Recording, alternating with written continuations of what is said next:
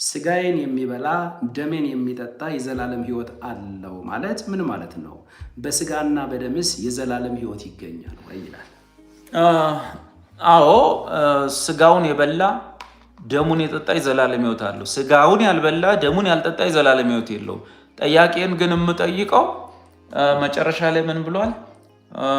በስጋና በደም የዘላለም ሕይወት ይገኛል ወይ ብሏል። አሁን አንተን ጠይቃለሁ፣ ምንድን ነው ይሄ ስጋና ደም? የኢየሱስን ስጋ ካልበላ በራስ ሕይወት የለም፣ ደሙንም ካልጠጣ በራስ ሕይወት የለም። ስለዚህ የግድ ስጋውንና ደሙን መብላትና መጠጣት ግዴታውን እያንዳንዱ የዓለም ሕዝብ ያለዛ አይደለም።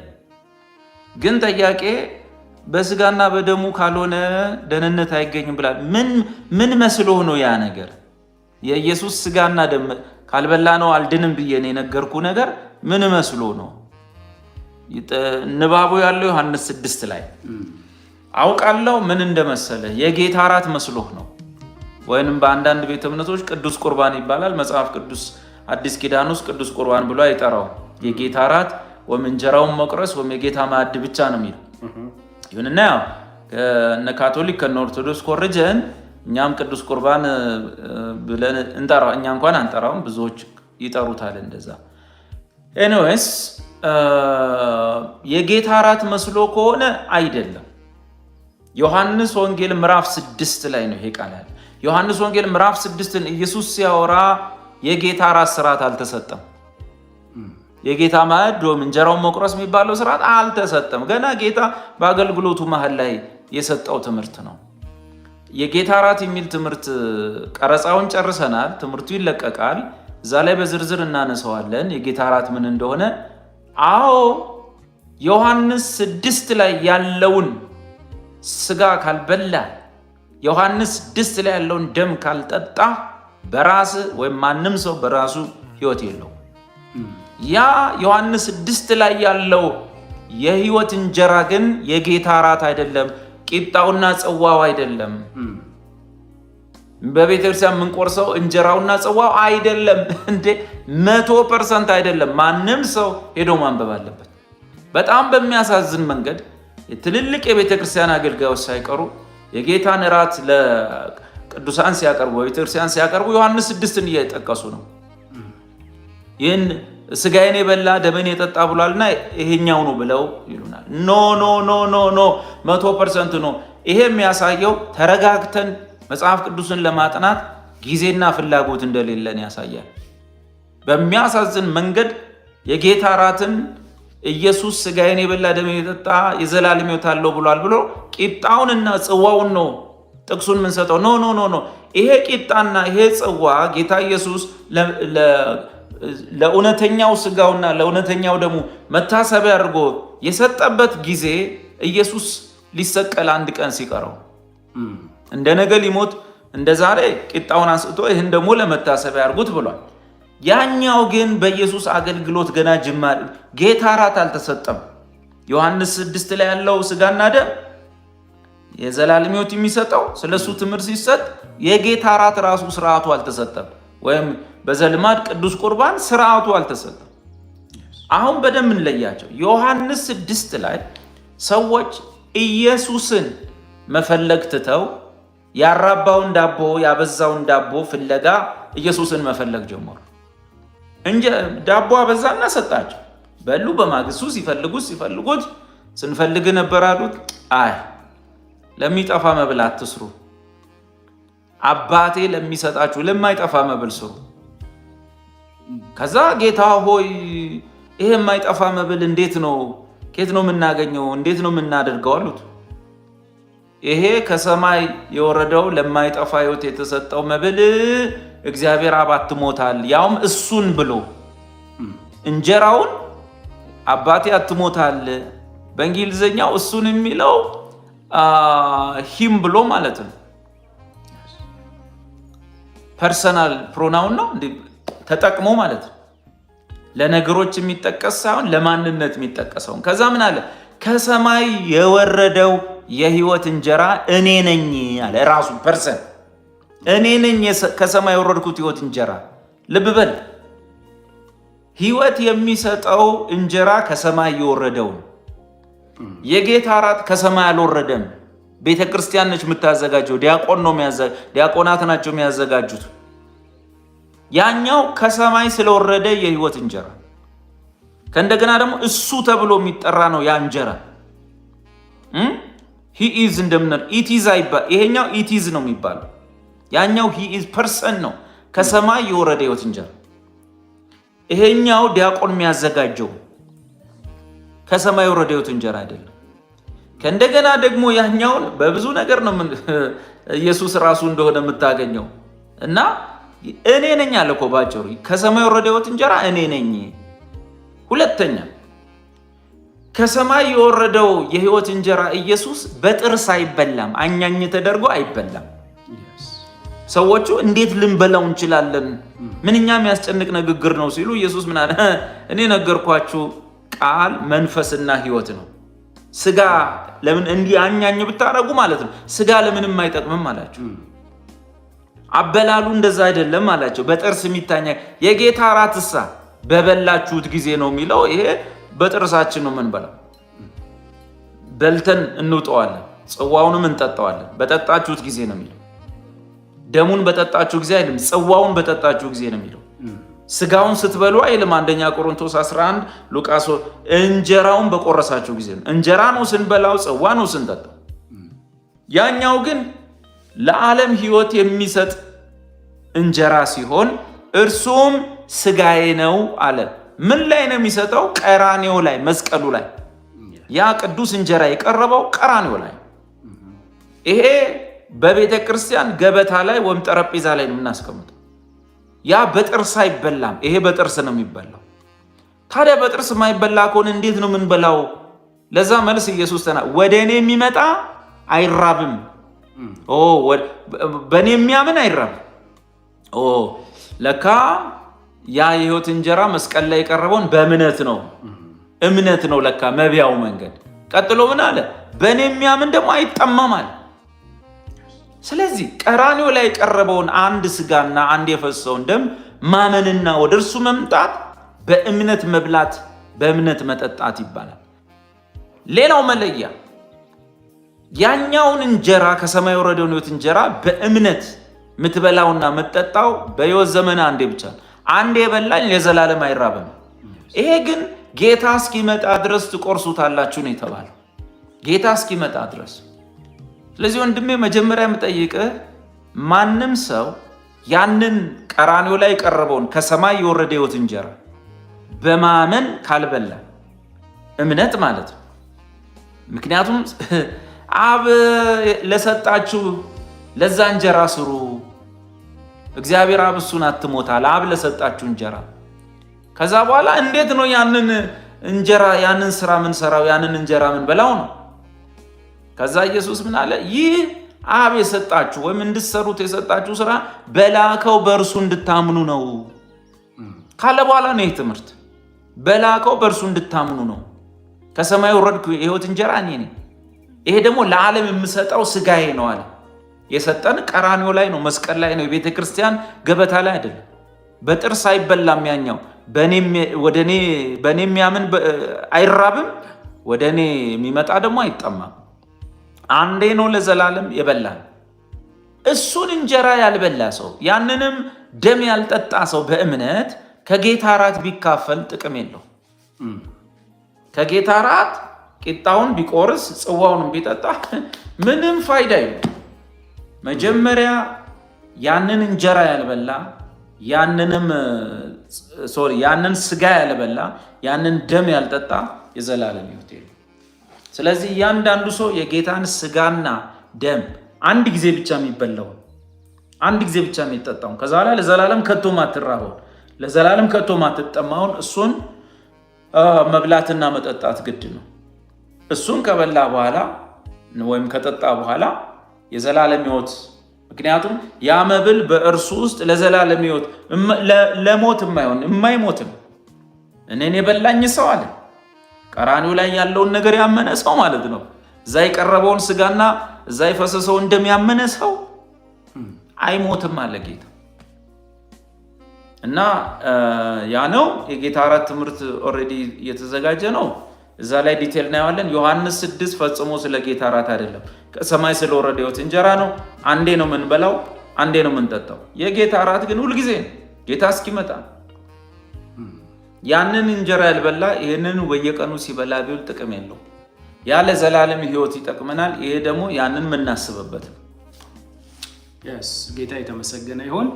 እግዚአብሔር ይመስገን። አሁን ደብዬ እንዳለው ሃይማኖተኛው ዓለም ጥቃት ካደረሰባቸው የተወደዱ ስነ ስርዓቶች ወይም ትምህርቶች መካከል አንዱ የጌታ እራት። ይሄ ሃይማኖተኛው ዓለም ጥቃት ከማድረሱ የተነሳ በሚያሳዝን ሁኔታ እኛው ሰፈር ላይ ያሉ መድረክ ላይ የሚቆሙ ሰዎች እንኳን በዚህ ተጽዕኖ ውስጥ ወድቀዋል። ዮሐንስ ወንጌል ምዕራፍ 6 ለጌታ እራት ብለው ሲያስተምሩ ሰምተናል። በጣም ያሳዝናል።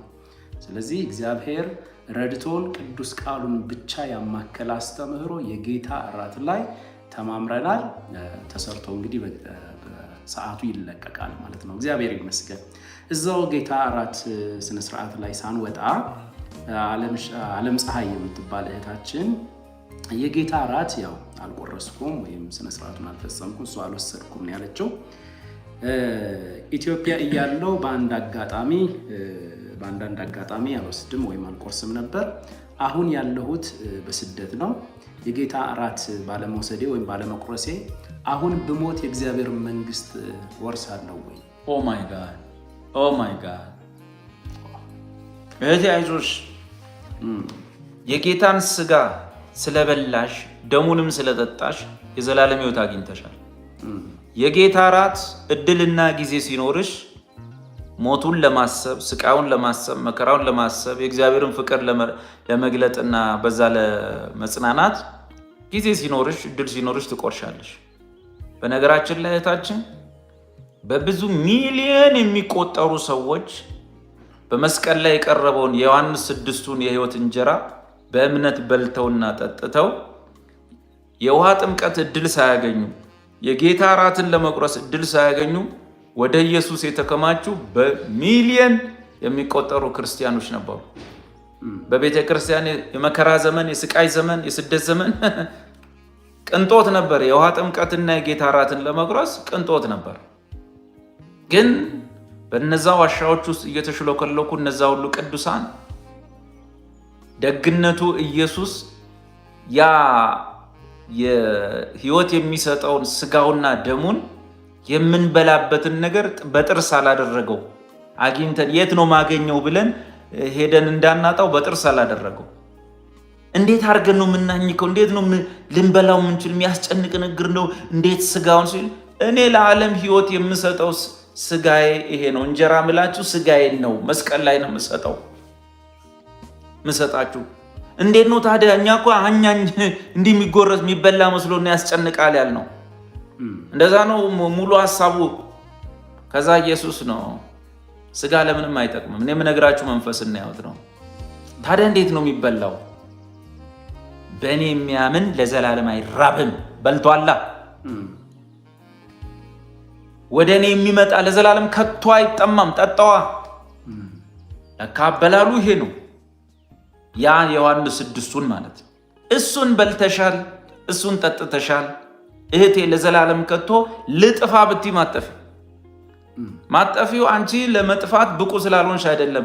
የበላሽው እንጀራ የሚጠፋ አይደለም። እኔ ጠፋለሁ ካልሽ በልቼዋለሁ፣ ግን ጠፋለሁ ካልሽ ውሸት ነው። ብትጸልይ ማጠፊ ከአንቺ የተነሳ ሳይሆን ከእንጀራው የተነሳ። እንጀራው ለዘላለም ሕይወት የሚሆን መብል ነው። ከእርሱ የሚበላ ማለት በኢየሱስ የሚያምን፣ ከእርሱ የሚጠጣ ማለት ወደ ኢየሱስ የመጣ ሰው ለዘላለም ከቶ አይጠፋም። ከሰማይ የወረደ የሕይወት እንጀራ ለኢየሱስ እኔ ነኝ። ልብ የጌታ እራት ገና አልተሰጠም። እንደውም ቁጥር 50 ላይ ሰው ከእርሱ በልቶ የሚለውን እንግሊዝኛው ላይ ሄዳችሁ ፐርሰን ነው የሚጠቀመው፣ ፐርሰናል ፕሮናውን ነው የሚባለው። ሰው ከእርሱ በልቶ እንዳይሞት ከሰማይ አሁን የወረደ እንጀራ ነው ያላቸው። መሀላቸው ቆሞ ከሰማይ አሁን የወረደ እንጀራ ይህ ነው። እንግዲህ የጌታ እራት እኮ የሚሰጠው ከዚህ በኋላ ዓመት ምናምን ቆይቶ ይሄ ግን እዛው መሃላቸው የወረደ ሕይወት እንጀራ የወረደው ከሰማይ ነው። ዲያቆን በቤተ ክርስቲያን ገበታ ላይ ያዘጋጀው አይደለም። እኔም ስለ ዓለም ሕይወት የምሰጠው እንጀራ ስጋዬ። ከዛ ሰዎቹ በጥርስ የሚበላ መሰላቸው። የጌታ እራትማ በጥርስ ነው፣ ቀላል ነው፣ እንኩ ቂጣ ብሎ ሲሰጥ አትከራከርም እኮ። ይሄኛው ግን አበላሉ ግራ ገብቷቸው ይህ ሰው ስጋውን ልንበላ ሊሰጠን እንዴት ይችላል ብለው እርስ በርሳቸው ተከራከሩ። ኢየሱስ ቁርጡን እውነት እላችኋለሁ የሰውን ልጅም የኢየሱስን ስጋውን ካልበላችሁ ደሙንም ካልጠጣችሁ በራሳችሁ የዘላለም ሕይወት የላችሁ። እንዴ ለአይሁዳዊ ሰው ደም መጠጣት አይደለም ከደም ጋር ያለ ነገር በጣም ነውር ነው። ደም መጠጣት ከህዝቡ መካከል ተለይቶ እንዲወገድ ነው የሚያደርገው። ጭራሽ እሱ ጠጡኝ ነው ያለው። ቀጥሎ ምን አለ? ወደ ታች ጋር ስጋዬን የሚበላ ደሜን የሚጠጣ አይ የጌታ እራትን አይደለም ስጋዬን ከሰማይ የወረደው ነው ብሎ መሃላችሁ ወርዶ ያለው ግጥም አድርጋችሁ ካልበላችሁኝ አትድኑም አላችሁ። የዘላለም ሕይወት አለው የመጨረሻ ቀን ስጋዬ እውነተኛ መብል ያንን ለመታሰቢያ ያድርጉት ነው ያለው። ከሰማይ የወረደው ግን እውነተኛ መብል ደሜም እውነተኛ መጠጥ ነውና ስጋዬን የሚበላ ደሜን የሚጠጣ በእኔ ይኖራል፣ እኔም በእርሱ እኖራለሁ። ሕያው አብ እንደላከኝ እኔም ከአብ የተነሳ ሕያው እንደምሆን የሚበላኝ ደግሞ ከእኔ የተነሳ ሕያው ይሆናል። ማጠፊው ለመሰለሽ ከሰማይ የወረደውን እንጀራ ወደ እርሱ መጥተሻል፣ በእርሱም አምነሻል። ስለዚህ የበላው ሰው መብሉ ስለማይጠፋ ለዘላለም ሕይወት የማይጠፋ መብል ስለሆነ ከመብሉ የተነሳ አትጠፊ። ልጠፊ አትሽም። በልተሹ ጠፋለሁ ካልሽ መብሉ ጠፊ ነው ማለት ነው። ለዘላለም ሕይወት ነው የማይጠፋ መብል እና በልተሸዋል፣ ጠጥተሸዋል። አሁን ጥያቄሽ የጌታ እራት ሳልቆርስ ያው ዘልማዳዊ ቃላቶች አሉ እንግዲህ ሳልወስድ የጌታ እራት ወስደሃል ወይ ወስጃለሁ የሚል ቃል መጽሐፍ ቅዱስ ውስጥ የለም። መውሰድ የሚል ቃል እኔ መውሰድም አውቀው የሆነን ነገር ከአንድ ቦታ ወደ ሌላ ቦታ ማዘወር። ይህን የት ይዛችሁት ነው የምትሄዱ? የጌታ እራት የምትቆርሱት ነው። ስለዚህ መውሰድ የሚል ቃል ዘልማዳዊ ነው፣ ውርርስ ነው። ቁርባን የሚለውም ውርርስ ነው። ቁርባን በብሉይ ኪዳን ከዘሌዋውያን 1-5 ያሉ አይሁዶች ማነው እስራኤላውያን ከቤታቸው ይዘው የሚሄዱት የመስዋዕት አይነት ነው። ከዚህ ጋር አይገናኝ። ከጌታ እራት ጋር እንኳን የታሪክ ወይም የምሳሌ ዝምድና የለውም። ከጌታ እራት ጋር ዝምድና ያለው ፋሲካ ምሽት ያለው ቂጣ ነው። በምን በኩል ቁርባን እንዳሉት እሱ ያውቃል። ችግሩ ምንድነው? ፕሮቴስታንቶች የራሳችን ነገር ብዙ ጊዜ የለን እንኮርጃለን። ቃላቱን ሁሉ ሳይቀር ከኦርቶዶክስ ነው። ቅዱስ ቁርባን፣ ቆራቢ አባል የሚሉ ቃል የለም። ከማቴዎስ እስከ ራይፈሉ ያለው የጌታ እራት እንጀራውን መቁረስ፣ የጌታ ማዕድ ደግሞ የተጠቀሙበት ቃል ይሄንን ምንድነው? የጌታ እራት ስትወስዱ የሚል ቃል የለም። እንጀራውን ስትቆርሱ ነው የሚለው። እንጀራውን ለመቁረስ ተሰብስበን ሳለን ይላል። ሌላ ደግሞ የሚጠቀሙ አለ ከጌታ ማዕድ መካፈል ስትካፈሉ ኦር ስትቆርሱ የሚል ቃል ነው ያለው። መቁረስና መካፈል እንካችሁ ተካፈሉት። መውሰድ ምን እንደሆነ አላውቅም፣ ከየት እንደመጣ የምትወስዱ አባላት እኛ የምናውቀው ይሄ አንዳንድ ሰው ይሄ እንትን ነው ከዓለም የመጣ ይመስለኛል። አንዳንድ ምናምን የሚጠጡ ሰዎች ማታ ትንሽ ወስጄ ምናምን የሚሉት ነገር አለ። መውሰድ ወስጄ ምናምን እና እንደዛ አድርገው ነው እየወሰዳችሁ ነው እንደሚለው ነው ያመጡብን። በተረፈ የሆነ ሰውዬ ነው እንደዚህ ብሎ የጀመረው የለም። አንደኛ ጴጥሮስ ምዕራፍ 4 ቁጥር 10 ላይ የሚናገር ማንም ቢኖር እንደዛ ነው ጥቅሱ። ያ የሚናገር ማንም ቢኖር እንደ እግዚአብሔር ቃል ይናገር ይላል። ቅዱስ ቁርባን የሚል ለጌታ እራት የሰጠ ስያሜ የለም። ቆራቢ አባል የሚልም የለም። ከእንደገና ደግሞ መውሰድ የሚልም ቃል የለም። ጥንት የነበሩት በሐዋርያ ዘመን የነበሩ ክርስቲያኖች የተጠቀሙበትን ቃላት ብንጠቀም እሱን ሳንጠቀም ለምን አዲስ እንፈጥራለን? ተጠቅመውበታል። እንጀራውን በመቁረስ ሐዋርያት ሥራ ምዕራፍ 20 ቁጥር 7 ላይ እንጀራውን ለመቁረስ ተሰብስበን ሳለ ከጌታ ማዕድና ከአጋንንት ማዕድ ልትካፈሉ አትችሉም፣ በመካከላችሁ እንካችሁ ተካፈሉት። መካፈል መቁረስ የሚል ቃል አለ። ግን ልማድ ከልጓም ይጠብቃልና መውሰድ የሚለው ነው እንዳለ የወረረው እና እህቴ ባጭሩ የጌታ እራትን ባለመቁረስሽ ወይም በመጀመሪያ በመቁረስሽ የምታገኙ የዘላለም ሕይወት የለም። የጌታ እራትን በመቁረስ የዘላለም ሕይወት የለም።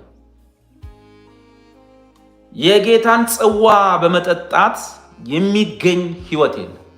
የጌታ እራትን ለመቁረስ ጽዋውንም ለመካፈል ወይም ለመጠጣት የመጀመሪያው መስፈርት የጌታ የኢየሱስን ከሰማይ የወረደውን ሥጋውን መብላትና ከሰማይ ወርዶ የፈሰሰውን ደም መጠጣት ግዴታ ነው።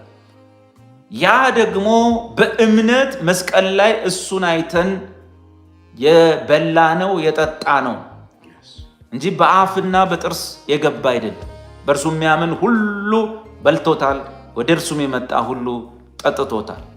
እና በልተሸዋል፣ ጠጥተሸዋል ኢየሱስን የቀራንዮውን በቤተ ክርስቲያን ገበታ ላይ እኛ ያዘጋጀነውን ሳይሆን አብ አትሞ የላከውን ለዘላለም ሕይወት ያተመለትን የቀራንዮውን ሥጋ የቀራንዮውን ደም በእምነት በልተሻል፣ ጠጥተሻል።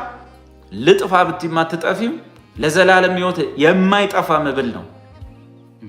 ያንን በእምነት ያመነ ሰው ኢየሱስ በሱ ውስጥ አለ፣ ያም ሰው በኢየሱስ ውስጥ አለ። ኢየሱስ አይጠፋም ብለሽ ካመንሽ አንቺ እንዴት ልትጠፊ ትችያለሽ? ይህስ ሐሳብ እንዴት ይመጣል? ጥርጥርና ሌላ ዘር ካልገባ በስተቀረ ድነሻል፣ ጸድቀሻል። የጌታ እራት የመቁረስ እድል ባታገኝም የዘላለም ሕይወት ካገኘሽ ሰነበትሽ። የዘላለም ሕይወት በስቴፕ የምታገኙ አይደለም። ጌታን አምነሽ ከዛ ቆይተሽ ደግሞ ጥምቀት ትምህርት ተምረሽ ከ6 ወር በኋላ ተጠምቀሽ ከዛ ደግሞ የጌታ እራት ቆርሰሽ ከዛ ኳይር አገልግለሽ ከዛ 10 አይደለም። የዘላለም ሕይወት መጪ ጊዜ ብቻ ሳይሆን የመጣ ማንነት ነው። ኢየሱስ ነው። ልጁ ያለው ሕይወት አለው። ሕይወት ይኖረዋል የሚባል የለም። ሕይወት አለው። በክርስቶስ ኢየሱስ ላሉት ኩነኔ የለባቸውም፣ እንደ ወደፊት አይኖርባቸውም አይደለም። በክርስቶስ ኢየሱስ ላሉት አሁን ኩነኔ የለባቸው። የዘላለም ሕይወት እንዳላችሁ አሁን ማለት ነው ታውቁ ዘንድ በእግዚአብሔር ልጅ ስም ለምታምኑ ጽፍላችኋል። የዘላለም ሕይወት ቀጠሮ የለውም። የመዳን ቀን አሁን ነው። ኢየሱስን የሚያምን ሰው አሁን ወልዳለሁ፣ አሁን ወልድ ያለው አሁን የዘላለም ሕይወት አለው። የዘላለም ሕይወት ኢየሱስን ካመንን በኋላ የሚመጣ ሳይሆን የዘላለም ሕይወት ኢየሱስ ነው። ኢየሱስ እኔ ሕይወት ሰጣለሁ አለ። እኔ ሕይወት ነኝ ነው። እኔ መንገድ ያሳያለሁ አለ። እኔ መንገድ ነኝ ነው። ኢየሱስ ያለው ሕይወት አለው። ጌታ የተመሰገነ ይሁን። ከዚህም በፊት የዘላለም ሕይወት ዋስትና በሚለው አስተምህሮ ማግኘት ትችላላችሁ። ዩቲዩባችን ላይ የወንጌል እውነት ቤተክርስቲያን ወይም ዓለም አቀፍ ቤተክርስቲያን የሚለው ዋናው ኦፊሻል አካውንታችን ሲሆን እዛ ላይ ዝርዝር ትምህርቶች አሉ። የዘላለም ሕይወትና የዘላለም ሕይወት ዋስትና የሚል ደህንነታችሁን ክርስቶስ ኢየሱስ አንዴ ከፈጸማት የቤዞቱ ስራ ላይ አንስተው በእናንተ ድርጊትና በእናንተ አክቲቪቲ ላይ እንድታተኩሩ ከሚያደርጉ አገልጋዮች ራሱ ራቁ። ደህንነታችሁን እንድትጠራጠሩ ራቁ። አይጠቅሟችሁ። በእድሜ ወጣት የሚሆኑ ትልቅ የሆኑ አንድ ጊዜ በቀረበላችሁ መስዋዕት ለዘላለም ፍጹማን መሆናችሁን ጥርጥር። ከዛ ውጭ በምን ተስፋ ሊኖራችሁ ይችላል? ምን አርጋችሁ የኢየሱስ ስራ ላይ ጨምራችሁ እግዚአብሔርን ፊት ጻድቅ ልትሆኑ ምን ተስፋ አላችሁ? ይህን ታላቅ መዳን ቸል ብትሉት ከወዴት ታመልጣላችሁ? የብልጣብልጦችን ስብከት ይሄ አደጋው ላለመግባት ላለመነካካት የሚመጣባቸውን መከራ በመሸሽ ወይም ደግሞ የጽድቅ ጠበቆች መስለው ሌላውን አገልጋይ የኃጢአት ነው ምናምን ደጋፊ አስመስለው መድረክ ለመቆጣጠር ነው። አይበጇችሁም። ጳውሎስ እነዚህ ሕግን የሚሰብኳችሁ በጣም ነው የሚፈልጓችሁ፣ ግን የሚፈልጓችሁ በደጅ ሊያስቀሯችሁ ነው ብሏል። ቴክ ኬር